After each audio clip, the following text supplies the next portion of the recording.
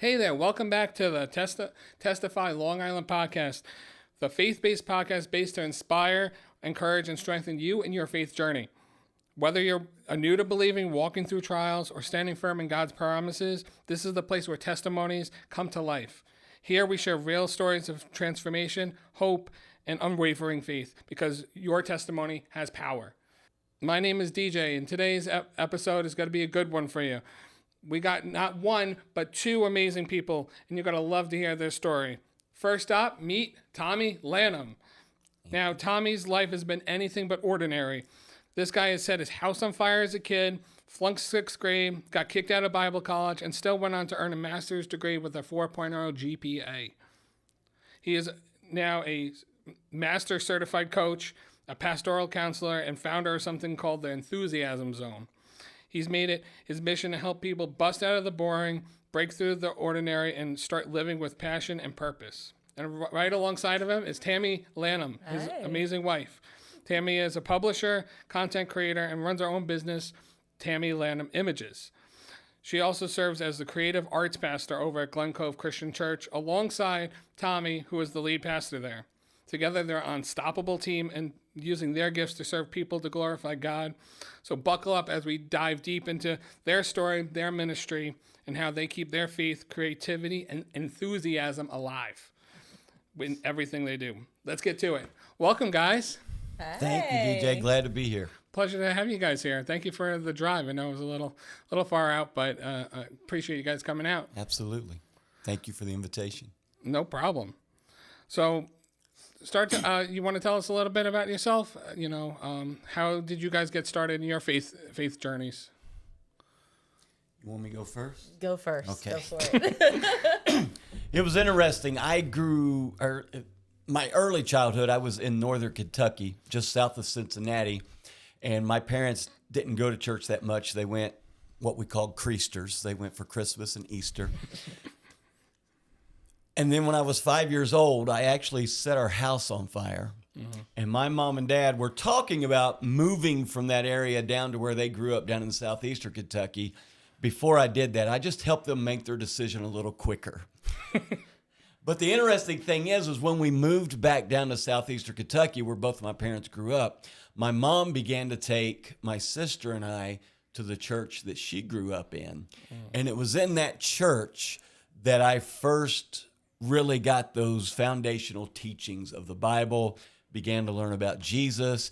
This was around 5, 6 years old.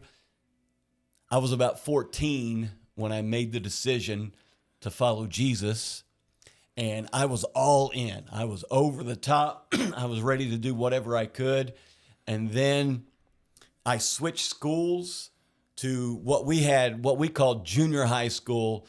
In my system was 8th and 9th grade. So when I went into the 8th grade, I switched schools, and that was not good for my faith. 8th and 9th grade was not good for me as far as following Jesus.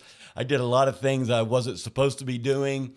My devotion to Jesus just was not there. I continued to go to church. I was even active in the youth group.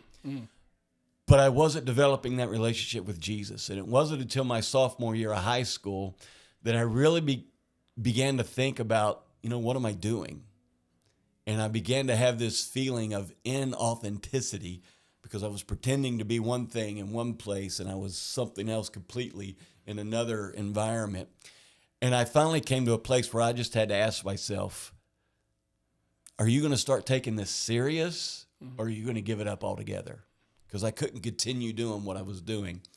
Fortunately, I made the decision to start taking it serious. And that is where my faith began to grow, is during that sophomore year of high school. So much so that by my senior year of high school, I had felt the call to go into ministry, ended up going to a Bible college when I graduated high school. And from there, I've been involved in different ministries, and God has just continued to work in my life. But I think it really came down to those two decisions. That first decision to follow Jesus when I was 14, and then a few years later, that decision to start taking that faith even more serious. And that's where my faith began to grow and to develop. That's awesome. I mean, that's a heck of a story. But that's great to hear. Like, all started with a house fire. talk about, what was it, setting your life on fire. There you go. Exactly. How about you, Tammy? How's your faith journey started? I was born and raised in the church. I grew up in a little church in South Central Virginia called Cool Springs Christian Church. And when you kind of grow up hearing the stories all along your life, you're just kind of like, that's just something I've always grown up with. Until I had that one Sunday school teacher, Mrs. Kunith. And Mrs. Kunith was the one Sunday school teacher that made me start sitting up and paying attention. And she kind of brought life to the Gospels. And about the time that Mrs. Kunith was my teacher, we also had a past pastor that I had loved for years, Larry Owen, came in and did a revival. And one of the nights of the revival, he had mentioned that he was 10 years old when he gave his life to Christ. And I was 10. And I thought, well, if this man that I respected understood and knew what he was doing and has gone on to be this great man of the Lord at 10 years old, well, I'm old enough. I can make that decision too. And so I started listening. And during that week, I made the decision that, well, I'm old enough. I always thought that was something older kids did. I didn't see myself as one of the older kids at 10 years old. And so I started listening and ended up getting baptized the following week. And then from there, listened to Mrs. Kunith a little more. But I started going to church camp. And church camp was absolutely pivotal and extremely important in me taking my faith personally and taking it seriously. So when I started going to church camp, the teams that came in from church camp, especially during the senior high weeks, they would all come from local Bible colleges in the area. And Roanoke Bible College at the time, now it's Mid-Atlantic, but a Mid-Atlantic College would send their teams out to talk to us about going. And one of the pastors there took a group of us that were very serious about going to Bible college on a trip to go visit. And they had a high school days type of thing. And realized at that point that not only was I committed that I didn't want to go to a secular college, I wanted to go to a Christian college, but I also decided at that point, hope you're glad of this, that I wanted to marry a pastor. I didn't want somebody who was just kind of committed or would just kind of go to church on Sundays. I wanted somebody who was all in. And in my eyes at that time, it was somebody who was going to commit their lives and their vocation to Jesus. And so that's where I went to college looking for a marriage degree and what do they call it at Johnson? An MRS degree. I ended up going to Johnson University. That's where we met in Tennessee. But I think it was just kind of a gradual. I didn't set any houses on fire. So it's a little bit more of a boring story, but that's how we met, and that's how my faith just continued to grow. And yeah, aren't you glad that you made that decision to pick a pastor to be? I'm glad she made that decision. Like, I don't know where you'd be if you didn't make that decision. I know, it's just kind of weird. Thank Miss Kunith. Like, I know. Really think about that. Like, that's very pivotal. Big word today. Word of the day was pivotal. I had lots of Sunday school teachers, and you know what I think made this sounds kind of weird. She wasn't a very loud, boisterous teacher. She was a very quiet teacher, and some of the other people in my Sunday school class were not quiet or good students. They were kind of boisterous and really kind of ignored her. And I felt sorry for her. I felt sorry that the rest of them, she poured so much time and energy into these lessons, and people were talking and throwing notes and just being typical 10 and 12-year-old kids. And so I felt sorry for her, and I would try to answer her, but then I was not really paying attention, and so the answers were stupid. So I thought, no, I got to step it up here. It's kind of like you. It's like, what are you doing? Are you playing around? Or are you going to take this seriously? Yeah. And so I started listening, and then I realized that, they gave us the books to take home. I just thought it was so we'd bring it back the next week. I didn't realize I could actually do the lesson at home. It was mind-blowing for me.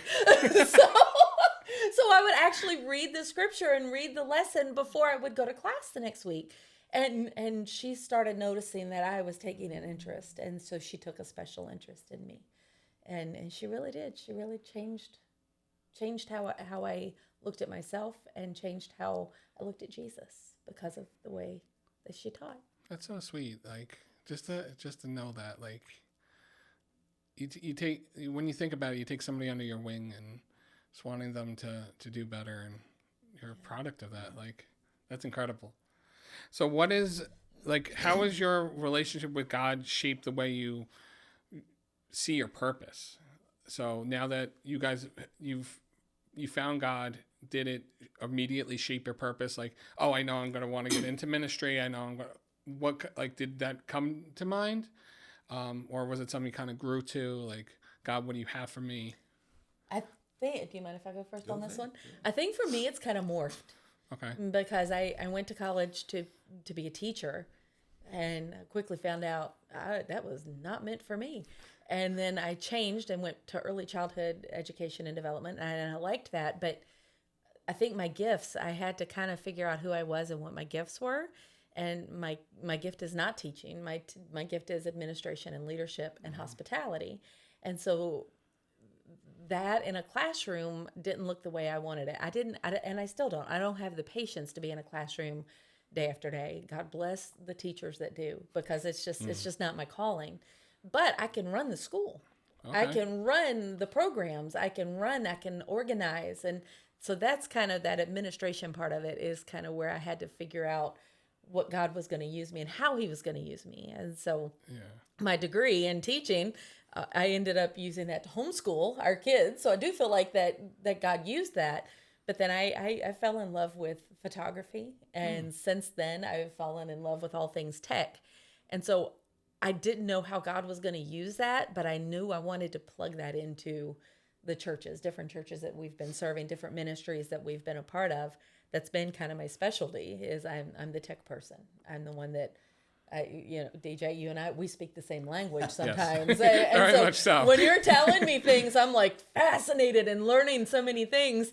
Whereas when I'm talking to Tommy about it, and he's like, oh, cool. You understand a little. You do. He understands a lot. He really does. But it's like speaking German when you speak Chinese. Exactly. Like, it's like two different things. It's like, okay, I'm going to try. But I feel like I have a gift for understanding that. I enjoy that type of thing, and I enjoy brainstorming, and even coming here today and seeing the setup. I'm like, oh, how can I use this, and how can I take this back to our church? What about you, Tommy? That's an interesting question. I remember growing up in that church that my mom took my sister and me to after we moved back to southeastern Kentucky, and we were there almost every Sunday. My grandparents were still involved in that church, grandparents on my mom's side. And I was just a little hyperactive kid in that church. And one of the things that I would do is, if you remember the old-fashioned churches, after the service, they'd have one aisle down the middle of the church, and everybody would crowd that aisle to come out of the church. And they'd all shake the pastor's hand as they go out. Well, I would get into that crowd, and I would come through, I would shake the pastor's hand, and then I would turn around and I would fight the crowd. They're all coming this way, I'm going that way, getting back in, and I'd get back in the line, I'd come through and I'd shake the pastor's hand again. And I'd turn around and I'd go back through. Gosh. I was doing this every Sunday. I was knocking over old ladies and everything. It was I can see you doing crazy. That, just running. A nuisance. Yes, a nuisance. That's the word. Probably a kind word for it. And one Sunday I was doing that, and I came through and I shook the pastor's hand probably for the fourth or fifth time that Sunday, and he put his hands on my shoulders. And I thought, what in the world is he getting ready to do to me? And he took a hold of me and he brought me over beside him. And he said, why don't you just stand beside me and shake everybody else's hand as they go out? If he had given me $1 million, it would not have meant more to me. Wow. Than that. It was amazing. And every Sunday, I can't remember how many weeks this happened, but for several weeks, I would come down, I would shake the pastor's hand, and then I would stand beside him. His name was Jack Bunch. And I would stand beside Jack, and I would shake everybody else's hand. And who knows, maybe that was the early seed of God calling me to be a minister and to preach. And then I remember taking home Sunday school material, and I would stand on the hearth in front of our fireplace at my house, and I would read it, pretending like I was preaching, and my family would be out there. And that just, it wasn't that at that point I was going, oh, I'm going to grow up and be a minister one day. I'm going to be a preacher one day. But it obviously was in there. Something was in there that I was acting that out. And as I got older, I got into music. I loved music. And matter of fact, when I first went to college, when I went to Bible college, I majored in music. And it was during that first semester that I felt God calling me, not out of music, but not to focus on music, to focus more on the preaching aspect of it. And so the second semester, I switched over to the preaching program, and that's what I ended up finishing. And I went on, continued to do music. I ran a ministry for 8 years called Upside Down Ministries, where it had a lot of music involved in it, but it also had a lot of preaching and teaching involved in it as well. And it just shows you how God kind of shaped me along the way. When I was 15, our youth group was doing a youth Sunday night. It was on a Sunday night, and we were going to handle all the services, doing the preaching and the praying and the worship leading and all of that. And my youth leaders asked me to do the sermon. Kind of freaked me out, to be honest with you. But I said yes. And my minister at that time, his name was Monty Cooper. He's the one that had baptized me just about a year earlier. And he sat down with me and helped me write out my first sermon.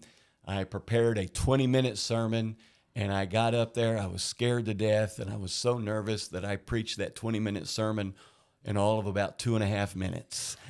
Wow, that's quick. Yes. So I was completely done and didn't have anything. My church today is probably saying, I wish you would preach us those 2.5 minute messages. But I had little different things like that throughout my life that, looking back on it, I could see how God had shaped me for what I'm doing now. But in the moment, I didn't necessarily realize that, but it slowly developed into that. Like I said, it was my second semester of college before I finally came to the realization, God's wanting me to preach. And so that's what I started sinking myself into at that moment. I got to ask, what did you do in music? Did you play an instrument? Did you sing? What was my focus was singing. I was actually a voice major when I first went to college. I do play the guitar, and I also play the piano. I've tried to learn the harmonica, but that hasn't gone very well. Could you see him as the worship leader for the church? I think that'd be interesting. He's done worship leading. I've done worship leading. Matter of fact, when I was with Upside Down Ministries, this was back in the early 2000s when some of the churches were still going through that major transition of traditional worship to contemporary worship. And I worked with a few churches. I would be with them for a year, helping them in that transition. Looking back on it, it probably was not a great format for that.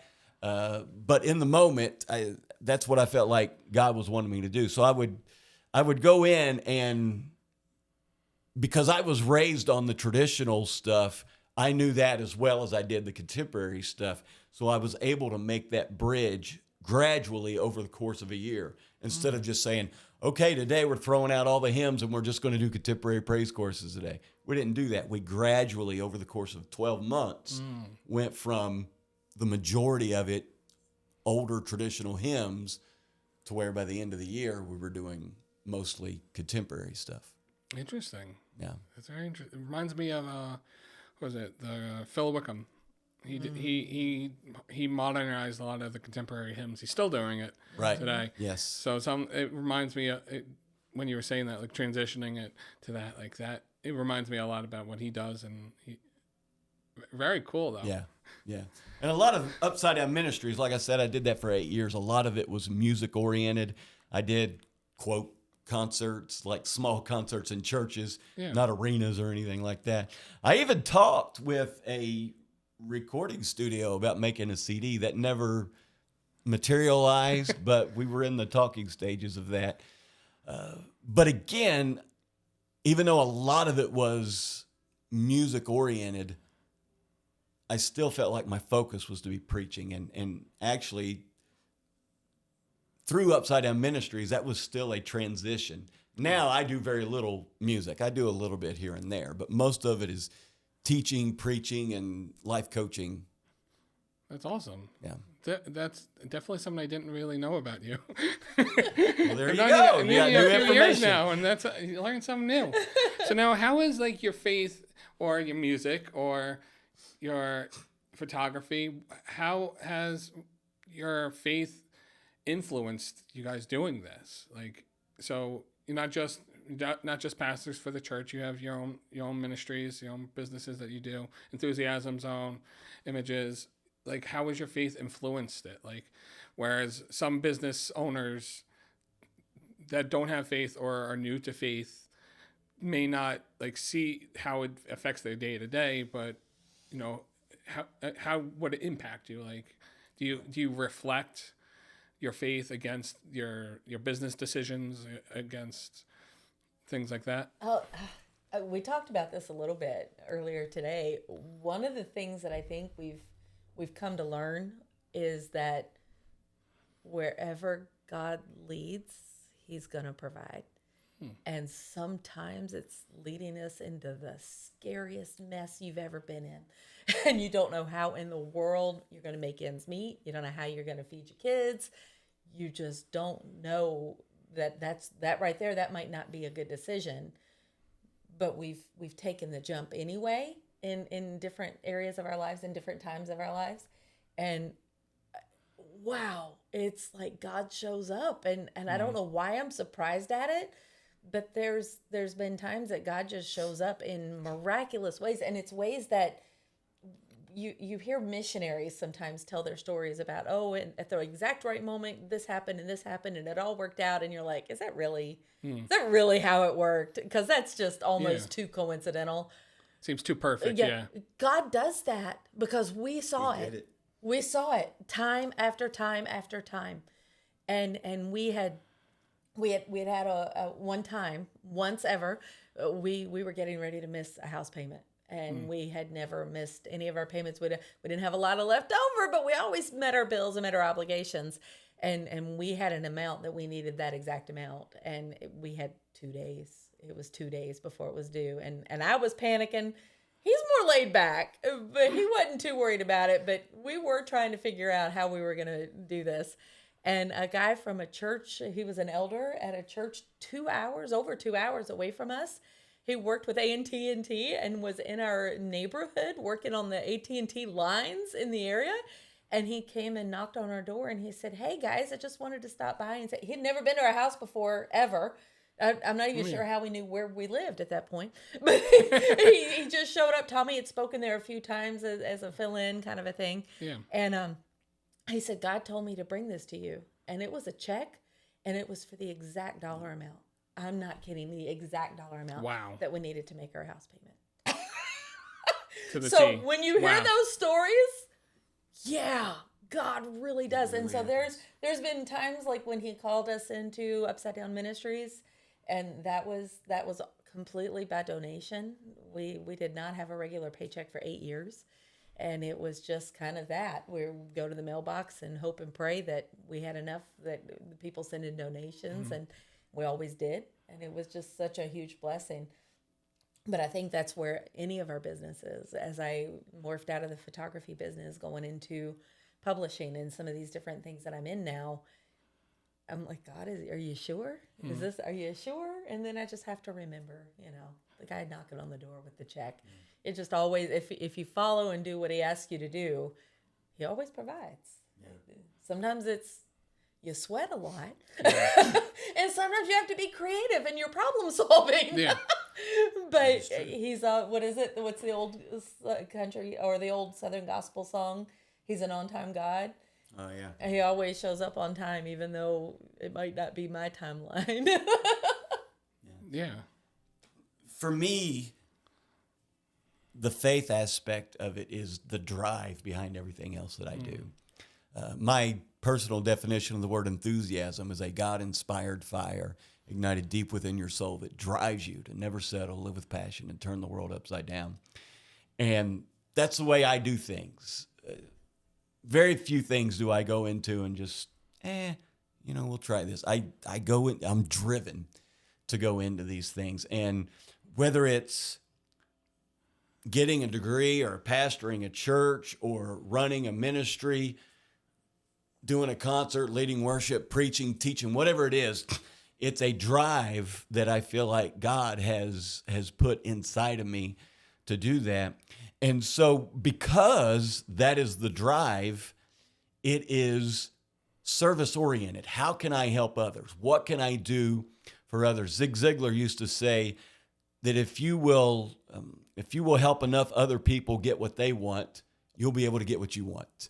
Meaning that you got to focus on serving people. It's not about the money. We've talked about money. There are times we didn't think we were going to be able to pay our bills, and then it always came through.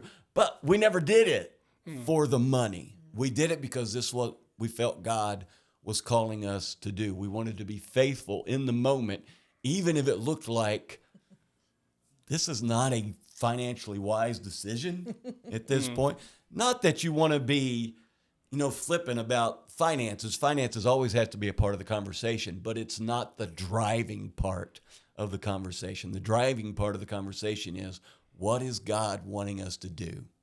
So for me, all of this that we have done has been a drive that we feel like God has been inside of us, inspiring us to do this. Wow. I'm like stumbling with words. That very well said. It 100% true. Like, things have gone on, like with my sons, that both my sons have a seizure disorder. Now, my older son developed it the last few months, and some behavioral things going on.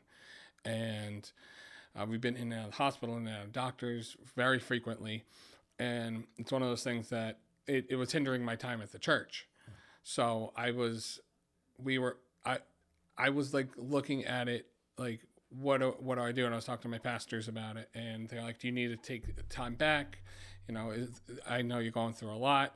And one of those things that I said is, I don't want to forego what God is calling us to do. Yes, my sons are going through the health issues, but I know God will honor my time serving by healing them and providing the way to heal them and providing whatever ways needed to get the help. So I totally agree with what you guys say. Like, God will provide it. And, as long as we stay true to our calling, like what he's called us and serve, he wants us to do and serve. It's incredible. So now let's see, what is, other than the financial aspect of it, what is a challenge you guys faced that you had to fully rely on God?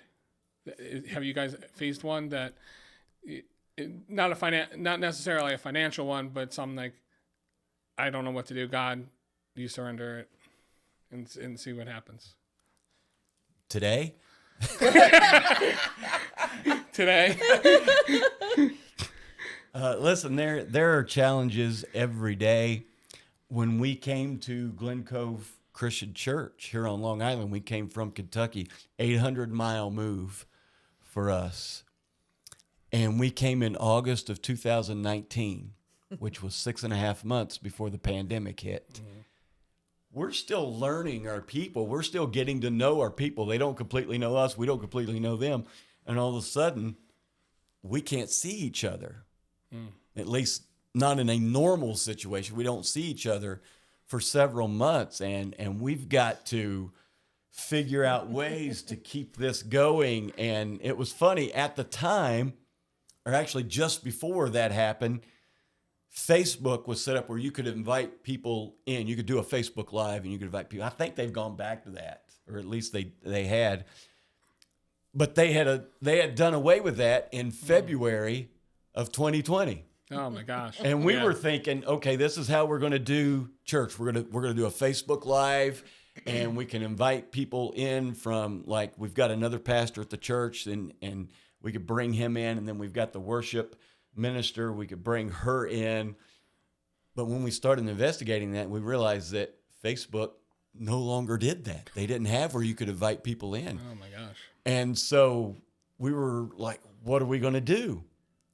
And so I just started praying and searching. There's a passage of scripture where Jesus says, ask and it will be given to you. Seek and you will find. Knock and the door will be open to you. So I just started asking, seeking, and knocking. I was praying about it. I was researching, trying to creatively figure out what we could do. And then we were going to take action on that. Yeah. And we discovered Be Live, which had just gone public in February of 2020. And it was March of 2020 when everything shut down. And it supplied for us the ability to be able to do this, where we could bring in the pastor from his home, the worship minister from her home, and we could bring all that in and be able to do a service. And listen, that was just one challenge in all of that. And I know we're not unique in that. Other churches had that challenge. The tech geek in me got so excited. I'm like, what is this Be Live thing? Oh my gosh. And we did. We made some amazing services. We were reaching somewhere between 7,000 and 8,500 people a week through Be Live, through our online services. Yeah. Wow. And we're a smaller congregation of 100 or less. And so that's some big numbers of people that were tuning in and watching every week. That was phenomenal. And there were some that were saying, well, we're not going to be able to do this. And I just could not accept that as an answer. Yeah. Even though it looked like we were not going to be able to do this. Tammy's admitting it. It was her. He was so nice when he said there's some that. No, he looked at me and I said, oh, I don't think we can do this. And he was like, oh, watch me. I will find something. And he did. He proved me wrong. I found Be Live, and it was, I don't know, maybe several hours. I can't remember, but I was just researching online and Googling different stuff. And I'm like, oh, that didn't work. Let me reword that. And I came across Be Live, and that's what worked for us. And we continue to use Be Live for some stuff. We don't use it for our worship service anymore. But for what we needed in that moment, we didn't know it existed, but we asked, we sought, and then we took action and made it happen. And it was a big challenge that we were able to overcome. That's amazing. Like, I remember during that time, before I had met you guys, you telling me that story though. That's incredible. Like, and technology is such a what is it? A blessing and a curse. Yes. The curse is a lot of evil things. Gremlins that show up. They still come around every once in a while. All those gremlins, they're in the computer here right now. Trust me, we've been dealing with a lot of that. So I need to get some gremlin repellent. That would sell. I know, right? You can come up with that. You can market that. I can help you market that.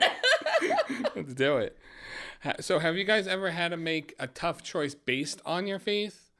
So something that was hard that felt against your faith, that some came up. Did you ever come across that at all? I tell you, not that I can think of right off. The hardest choice I think we've had to make as a couple and as individuals was coming to New York and leaving everything we knew in Kentucky. And we had seen, there was a Facebook group that for independent Christian church ministers, and they had listed, the previous minister had listed, hey, I'm getting ready to retire. We're looking for somebody to come in. So we had actually looked at the church and really loved it. We really loved the location, the people, but then we're like, this is a long way from Kentucky, everything that we knew. And we decided that one of the things that they were looking at was bringing somebody in to work underneath the current pastor for a couple of years and kind of transition to where the new pastor would kind of eventually take over and they would work together. But they were offering an apartment that was in the basement of the pastor's house. Really nice apartment, except we had 2 teenage kids that would have to share a room. And for a preteen, they were right at that age, that tween. And for where we were in life, we were like, oh, that was kind of a deal breaker for us. We didn't really want to do that. We kind of thought through it and tried to come up with some problem solving strategies, and nothing was going to work. And so we kind of let that lie and went on. And he applied for jobs. He had just finished his master's degree. We were in the place we were in for we had only planned on moving there for a year and finish up the degree. And so here we were 3.5 years later, and we're still looking like, God, why aren't you opening up any doors? We were really excited about this church in New York, but then we looked at one in North Carolina. He looked at an organization in California. So we were kind of looking all over. And after we had kind of gotten used to the idea that maybe Kentucky's not where we needed to be at the moment, we'll see where God was going to lead us. And that was hard. That was a really hard decision. Our kids who had only known Kentucky, all their friends and family were there. It was difficult. And then one Monday morning, I got up and went and sat at my computer, and I opened up Facebook, and I'm part of that ministers group too. And it came up, and it was a listing. Now, granted, this was 18 months later. There was a listing on Facebook that said, hey, this church in New York, we never found a pastor. This time I'm leaving in June regardless, because it's time for me to retire. And we're looking for somebody to come in pretty quickly. Wow. Well, first of all, pretty quickly sounded great after 4 years of waiting, not knowing where God was leading us. Like, better late than never. Anything that says quickly, let's go. So I went in my daughter's bedroom, and I slung the door open, and I said, that church in New York, they never did hire anybody. They're still looking. And she got up. She was on the top bunk, and she just flailed herself into the floor, said, let's go tell Dad. We ran downstairs, and when I opened the door to his office, he is sitting there, and I could see his computer screen. And the exact listing that I had finished reading on Facebook minutes earlier was on his screen. And he said, have you seen this? And of course, we're coming downstairs squealing and hollering, Daddy, Daddy, Daddy. So within, 2 days, he had contacted them. They had set up a over the phone interview, and we ended up moving here. But it almost had to be such a clear sign from God. Yeah. Such a clear calling, because I'm not sure, both of us were looking. He was looking at places all over, but I'm not sure that we would have chosen Long Island, New York to come to. It was just such I don't know. It's so far. It's a long way from Kentucky. A little bit. In more ways than one. It was. Yeah. It was a culture shock. It really was. And I grew up in South Central Virginia. He grew up in Southeastern Kentucky. We're both Southerners. We met in Tennessee. So, there's and then we ended up in New York. Of all places. But God. Exactly. But God. You never know, if you looked at yourself and God told you, oh, you're going to be in New York, you'd be like, what are you talking about? Why am I going to New York? There's no reason. In Long Island specifically, it's such a unique area that not many people talk about. I follow all these different leaders online, and nobody ever talks about Long Island. That New York City is the big thing. It's no, it's not. It's not all it's cracked up to be. Living out here my whole life, I totally get that. So what is one? We're gonna wrap up a little bit, but what is a Bible verse that you guys follow? Any favorites stand out to you? Many favorites, but one that has kind of driven my life the past few years is Romans chapter 12, verse 11, where it says, "Don't be lazy, but work hard and serve the Lord enthusiastically." And that word enthusiasm is a key word for me. As some of you know, that's the name of the ministry that I run, called the Enthusiasm Zone. That word comes from two Greek words, en meaning in, and the thus is a form of the Greek word theos, which is the Greek word for God. It originally meant God and you are God inspired. So when it talks about serving the Lord enthusiastically, it's talking about serving the Lord from that inner drive, that when we become followers of Jesus, we receive the gift of the Holy Spirit. That's what enthusiasm is explaining. Anytime we become followers of Jesus, we automatically become a bundle of enthusiasm, because we literally have God residing inside of us. And that's what that word means. And so that verse, Romans 12:11, has really, especially over the last 7 to 10 years has really driven me. Don't be lazy. Don't give up on this. It may not look easy. You may face challenges, but work hard and serve the Lord enthusiastically. Amen. I love that. What about you, Tammy? My favorite, I've got several, but especially in this season of my life, John 10:10. I have come that they may have life and have it to the full, or have it to the abundantly, live more abundantly. I feel like I've always been a big follow what your passion is. If you take a job just because it's a job and you're not serving anybody and you don't really care about it, all you're in it for is the paycheck, that is not life, and it's not life abundantly. I feel like the biggest joy in life is finding what it is that God has blessed you with, what skill set, what passion, what heart he has shaped you with, and then turning that around and serving the kingdom with that. And that there is no life more full than using those gifts that he gave you to turn around and give back to him. That's a passion of mine. And That's incredible. yeah. So that's my favorite verse at the moment. I love it. You guys are awesome. Thank you so much for being here. Do you want to talk at all about the Enthusiasm Zone? At all? Tell our guests what is the Enthusiasm Zone?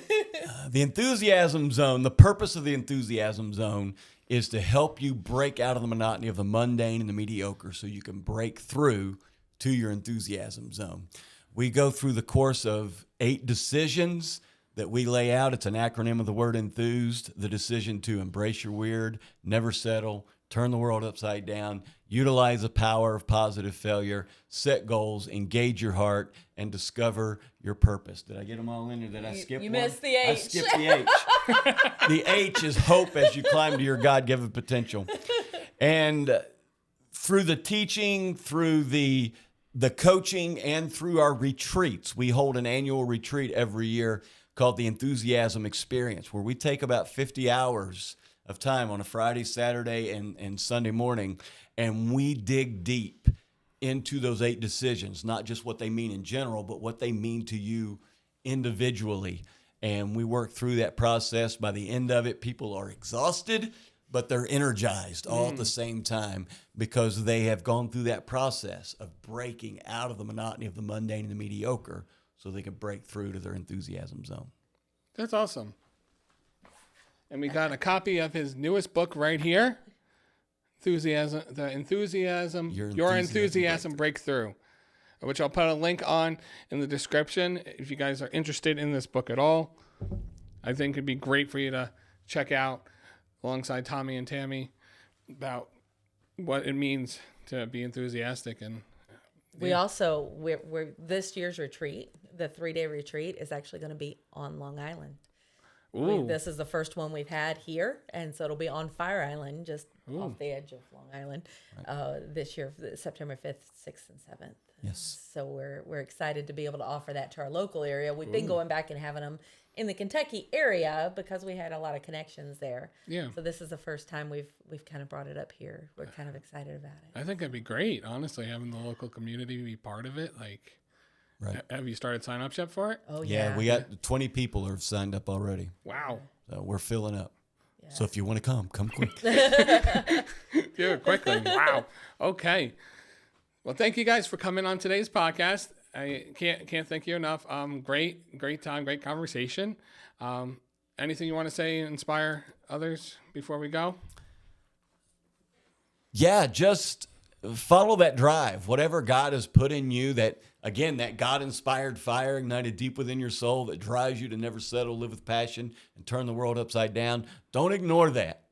I believe all of us have that at some point, but somewhere along the way, we stuff it down and we ignore it, or something happens and we forget about it, and we get stuck in the monotony of the mundane and the mediocre. Listen to that.